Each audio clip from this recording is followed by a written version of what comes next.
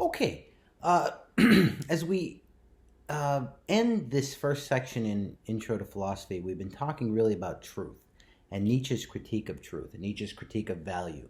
Okay, and I like I said, I start with Nietzsche in the course because I think it's where a lot of people are at when they first begin philosophizing for themselves. But it's helpful to know what Nietzsche really was up against, or what he was really attacking. What was the foundation, or what he thought was the foundation, the philosophical and conceptual and intellectual foundation of Western culture. And he thinks that that's Platonism. Platonism. He even says Christianity is nothing but Platonism for the people. Christianity is nothing but Platonism for the masses. It's watered down Platonism. So that's where we're going to move now is, what is Platonism? Well, Platonism is the philosophical system that comes out of the philosopher Plato, who's an ancient Greek philosopher. We'll talk a little bit about more about him in some other videos. But Platonism itself is the philosophical system that's exactly the opposite of Nietzsche. The exact opposite of Nietzsche. So Nietzsche was a materialist. He didn't think there was any other world. Platonism believes in, or Nietzsche didn't believe there was anything like objective value. There was no truth. Platonism believes in objective truth. Platonism says the truth is out there, so to speak. The truth is objective, not subjective. For Nietzsche, truth is completely relative. It's subjective. It's a perspectivism, perspectivalism. For Plato and Platonism, truth is out there. It's objective. It's mind independent, not subjective.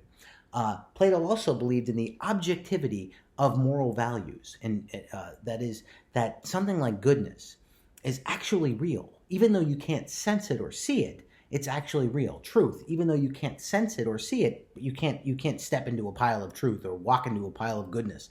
But nevertheless, Plato thinks the good and the true are real. So if you can't sense goodness, and you can't perceive or walk into or bump into truth, where is it? What is it? Okay? What is the ontological status? What's the reality? What's the metaphysical reality of these conceptions or ideas? And this leads Plato and Platonism to posit the split world theory of metaphysics. The split world theory of metaphysics. Plato actually thinks there are two worlds. There's another world where these ideas like truth and goodness and beauty and justice exist, independent of this world. So Plato actually thinks there's a world of ideas, a two-world theory. That's what metaphysics means. Metaphysics means Platonism. Platonism is metaphysics, the idea that the world is split in two, or that there are two worlds, that there's a world of ideas and a world of sensible reality. We'll talk a lot about this in the videos to come, but what I just want to stress in this first one is that Platonism is at the exact opposite of Nietzsche. Here's Platonism, here's Nietzsche, and they're the polar opposites in terms of philosophical positions one can take. And the best way to sort them out is to simply say, for Plato, truth exists, morality exists, God exists.